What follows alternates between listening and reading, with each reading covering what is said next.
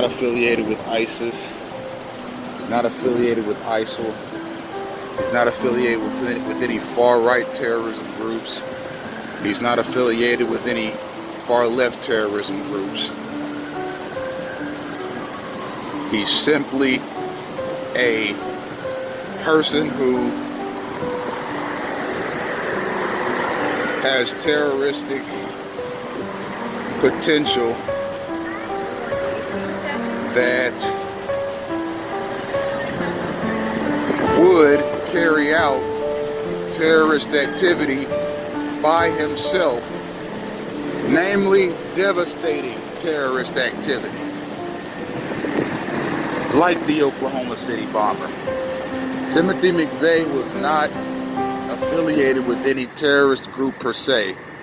He was a loner, and he carried out the Oklahoma City bombings by himself. And we just saw synchronized obstruction. There's a car coming also, in addition to those bicyclists that just happened to be swerving in front of me as I was... Okay, we got a whole bunch of stuff going on here as I was walking. So we saw... Here's a second Metro bus. And I've said in previous videos that an abundance of public service vehicles, including buses, EMS, fire, police, and other public service vehicles are in abundance around a targeted individual as a surveillance mechanism. Now, more on the lone wolf terrorist concept. It's a person that can cause a lot of damage, a lot of carnage, and a lot of bloodshed by himself, not as a part of any orchestrated terrorist activity. Now, we saw some of that right here in South Florida at the Marjorie Stoneman Douglas High School in Broward County, when Nicholas Cruz, a 17-year-old high school student, took a high-powered rifle into the school and killed 17 students before he was later apprehended by the Broward County Sheriffs at a Burger King that was close by. Now, why is that important? Because people like Timothy McVeigh, people like Adam Lanza, a Sandy Hook killer who by himself went to Sandy Hook Elementary School with a high-powered rifle and killed 26 children. And people like Nicholas Cruz exemplify the lone wolf terrorist concept. They acted alone because they were loners naturally, and they caused a whole lot of bloodshed and carnage by themselves. So what various military, law enforcement, and semi-law enforcement agencies in the United States have done, especially since Timothy McVeigh back in 1994,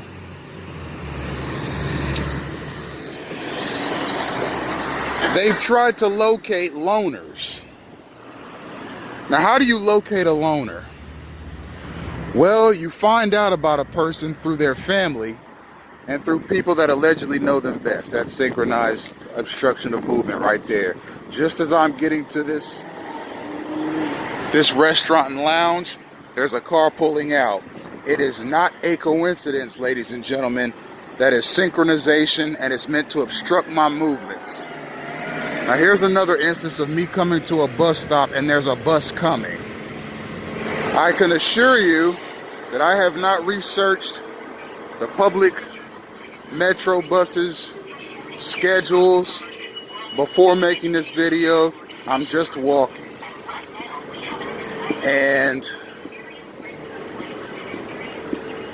that mechanism of me coming to a bus stop and a bus coming is synchronization. Why? Because I'm a targeted individual, plain and simple. And part of being a targeted individual is having the same things happen to you over and over again as a part of what they call a desensitization campaign. They do the same thing to you over and over and over again to create a feeling of inevitability and hopelessness in the TI that their situation has never changed. It's like putting somebody in jail outside of the corrections institution in America. You see, they try to force you into a routine of sights, sounds, smells, interactions, and experiences so as to make you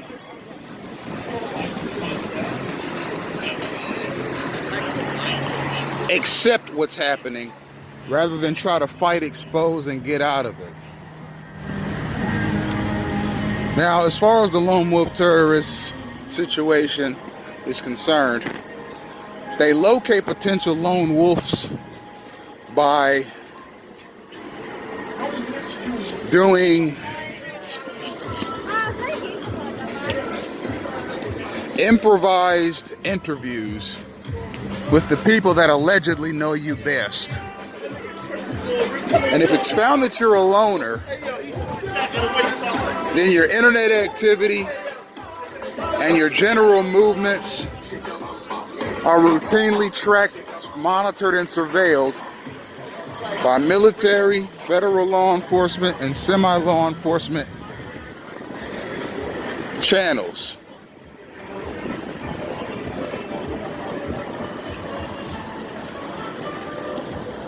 If your internet activity is found to be alarming, and your general day-to-day movements are found to be alarming, and alarming is very vague, then you could be put in a gang-stalking campaign as an allegedly preemptive measure to keep you from carrying out some sort of a terrorist act. Now, it doesn't matter if your background is clean, or if you've never committed any criminal activity in your life, which at the present time I have no criminal record.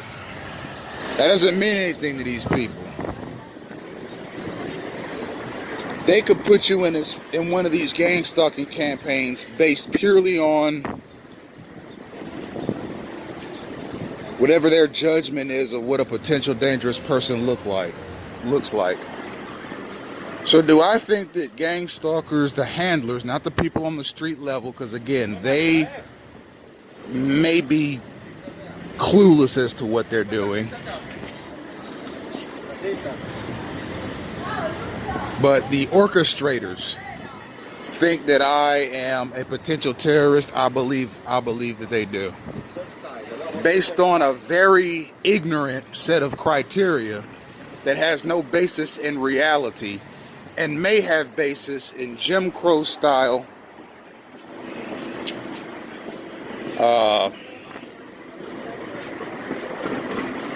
targeting and selection practices, and with Third Reich style harassment mechanisms.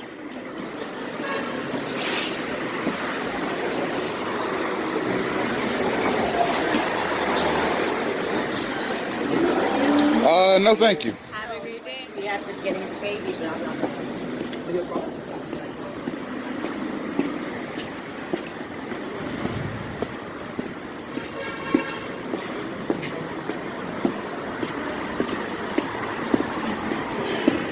As you can see, there is never a clear path. And it's not merely a matter of this being a busy street on a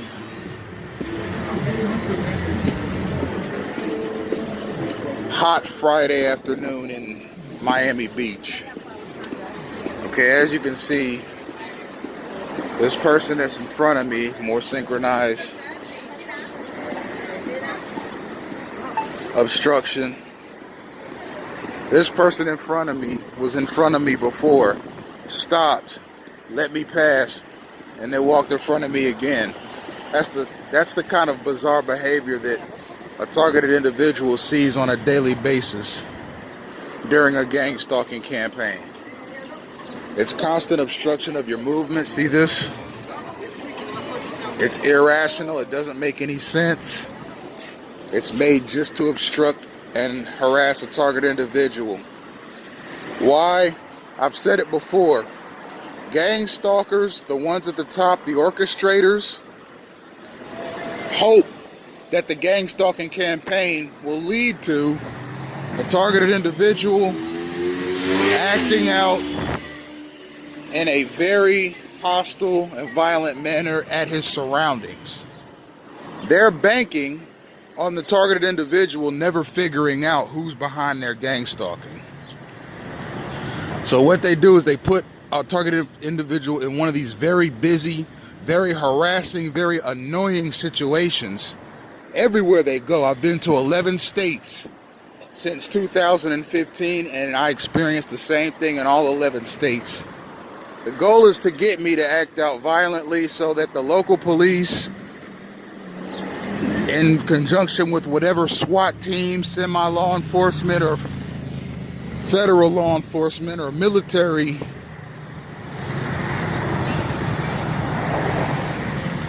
wing, can jump in, shoot me dead, and then turn around and say the gang stalking campaign was a success. See, we told you it was worthwhile. We caught a targeted individual. We caught a targeted individual acting out, and we ended his life before he could massacre anybody. What we do is a success, and what we do has value to national security. No, it's a false flag, black flag harassment operation that's made to provoke hostility in a person. So whatever military or law enforcement elements that you have on standby can jump in, look like heroes, and make this ignorant gang stalking program that they have slip through Congress look as if it has merit or value.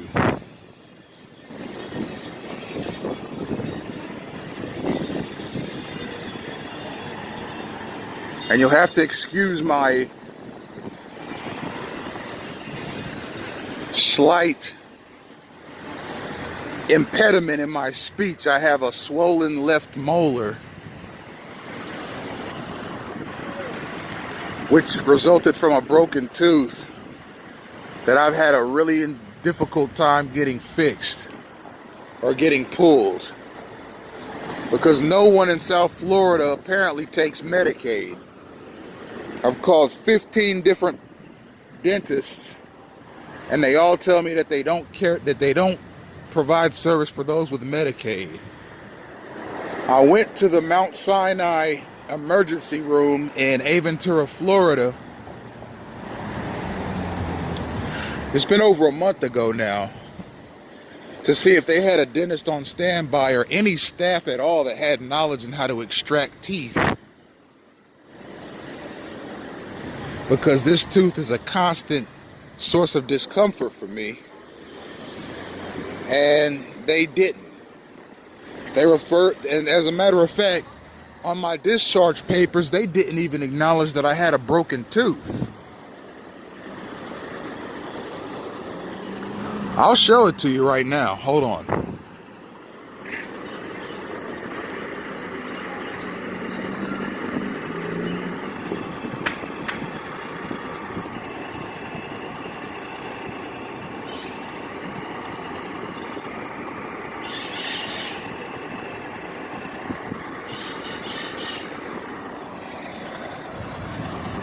Hopefully that was seen. My rear left molar has a giant hole in it, and it's a constant source of discomfort for me. Here's some more synchronized space crowding.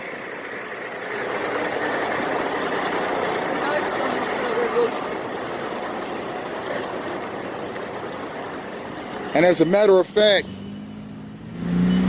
the doctors and nurses at the Aventura Mount Sinai didn't even acknowledge that I have a tooth with a giant hole in it from breakage. They said that the reason for my dental visit on my discharge papers was simply dental pain due to poor dentition. And the reason that diagnosis was so ignorant is because poor dentition means that your teeth grew in funny, or that your teeth are not set properly in your mouth. And I've had all my wisdom teeth pulled already, back when I was a teenager. And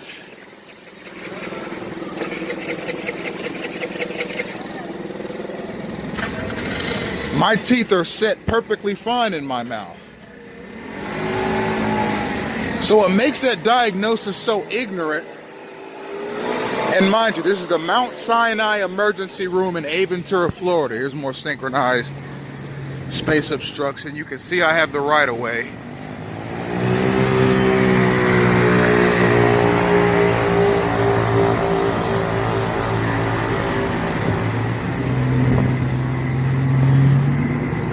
Well, it's a little dim, but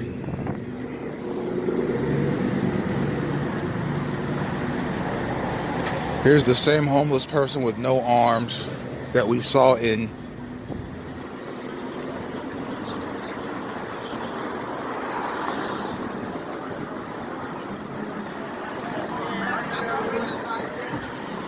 Gang-stalking in Action Part 14. Again, that's something that you see in gang-stalking. You see the same people over and over and the same sites over and over. And it's not a coincidence that I saw that guy before in my Gang-stalking in Action Part 14 video. And now in Gang-stalking in Action Part 15, we see him again. Okay? It's called desensitization. And here's another police vehicle. I said before the video even started, we'd see them.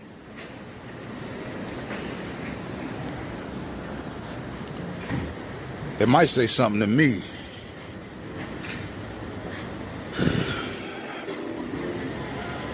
Because in Sunny Isles Beach, Florida, as I was walking down Collins filming, the Sunny Isles Beach police stopped me and asked if I had a gun in my bag and to sit down on the sidewalk. So, again, that was synchronization. Those police officers just happened to show up as I was walking down the street and cut over in front of me. Immediately after I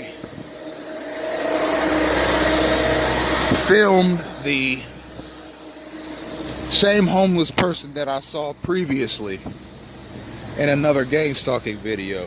You see how it works. It happens in cascades. They don't just all rush you like a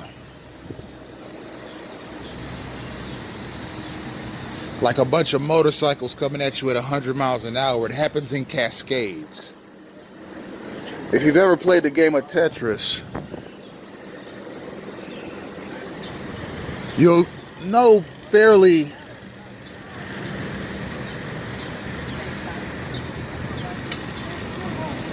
easily what a cascade is. Okay, I'm going to cross over into Ocean Drive. You can find out fairly easy, and here's is more that obstruction that I was talking about. You come to an intersection, there's a car coming, and it gets way too close to you for comfort, despite whether or not you have the right of way.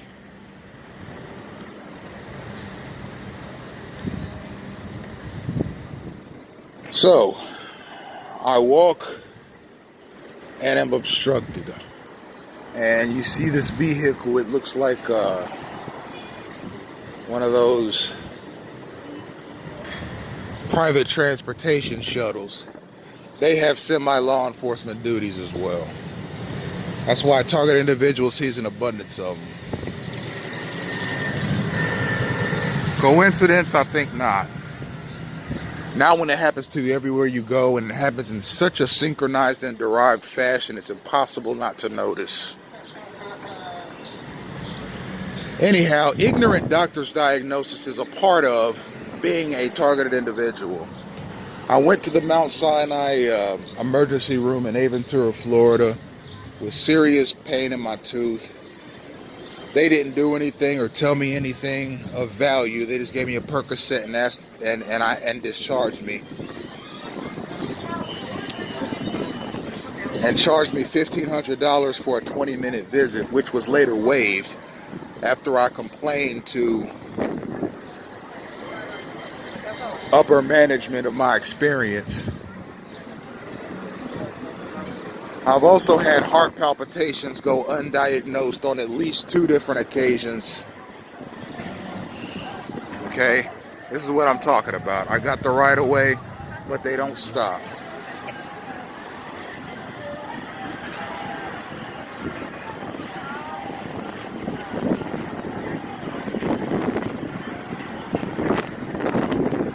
So I've had heart palpitations go undiagnosed on at least 2 different occasions. I had my tooth problem diagnosed very ignorantly, and I was misguided on where to go to get the tooth pulled.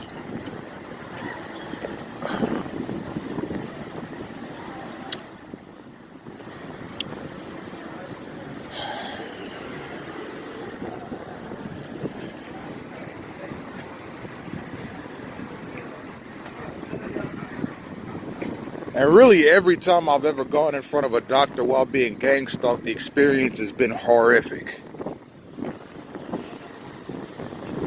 Okay, and another way a person is gang stalked is by people trying to paint them as mentally unstable. Now, it's difficult for people who don't know you very well, and I don't have any real acquaintances or friends in the world. Okay, it's been like that all my life, and I'm starting to think that it's because of the gang stalking mechanism, because of my inheritance. That's another reason that a person can be put in a gang stalking campaign. But anyhow,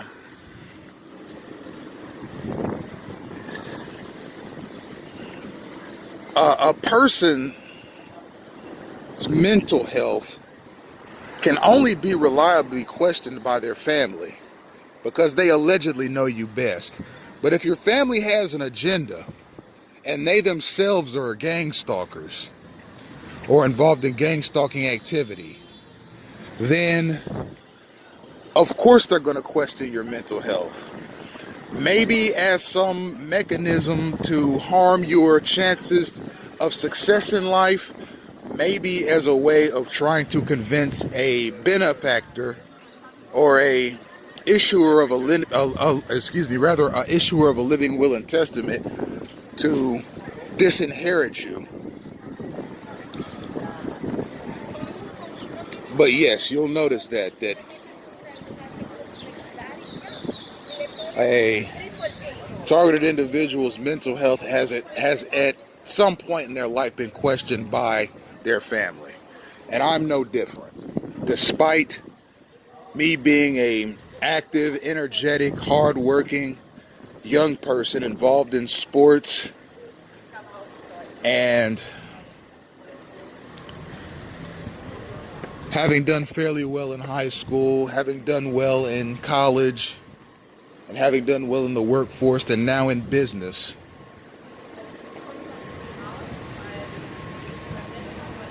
my family continues to create false narratives concerning my mental health, and they are lies, they're untrue, and they're slander.